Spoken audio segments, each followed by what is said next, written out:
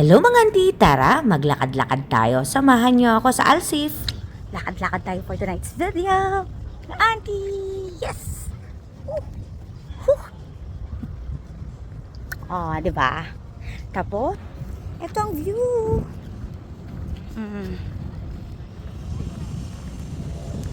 Masarap maglakad dito mga auntie. Tignan niyo naman ang view. Fresh air, medyo mainit nga lang pero mahangin pa rin. Makikita mo yung mga taong nagmumuni-muni sa tabi-tabi. Tapos yung mga nakikita nyong bangka dyan, cruise yan. Pwede kang mag-dinner dyan kaso lang maginit na.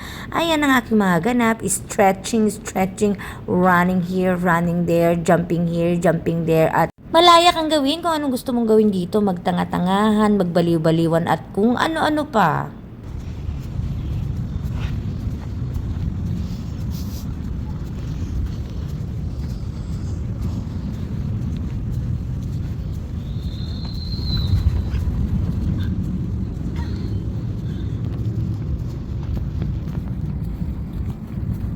Pagod na ako. Kain tayo dyan sa Japanese.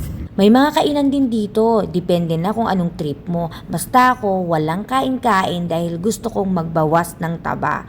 Mas maganda dito mga auntie, pag taglamig, ang lamig at yung breeze air, ang sarap. Ang linis nga ng dinadaanan ko, ni konting kalat, wala akong makita. Kaso nga lang si mamang nakasalubong namin, medyo dugyot. Pero ganyan ang view, naihina ako, kaya buti na lang merong CR everywhere dito sa may Alstif.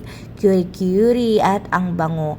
Ganyan ang mga mabibili at makikita dito sa Alsif, mga spices, mga souvenirs at everything. Medyo mura ngayon. O tignan mo, may 1 dirham pa. Usually 5 dirhams yan. Diba? Napaka-old ng itsura pero ang feeling napakaganda. Nandito din yung Museum of Illusions. Ang ganda kaso lang hanggang sa labas lang ako kasi medyo walang oras, silip-silip lang. Ganito ang Alsif, may libreng pa inuman dyan kaya magdala kayo ng bottled water nyo para pag nauhaw kayo, ayan, syempre hindi maiwasang hindi rumampa mga auntie. Merong site kasi dyan na may ganyan-ganyan kung saan ka pwedeng mag-photoshoot, rumampa at kung ano-ano pa. Ang ganda ng effect niya mga auntie, nakaka-artista, nakaka-good vibes. Ganyan lang yung mga ginawa namin dyan sa Alsif. Medyo nagutom ako pero dead matology. Basta ang gusto ko ditong gawin, maglakad, magpapawis at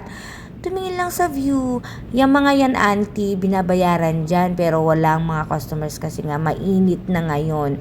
Ayan, tara na, pauwi na tayo mga auntie kasi ayan nga, pinagpawisan na ako. Hindi lang halata kasi lagi akong fresh tignan. Tara na, uwian na tayo. Wala naman akong kasamang sumakay dyan sa bangka-bangkahan. Ayan na ang way to home. Bye!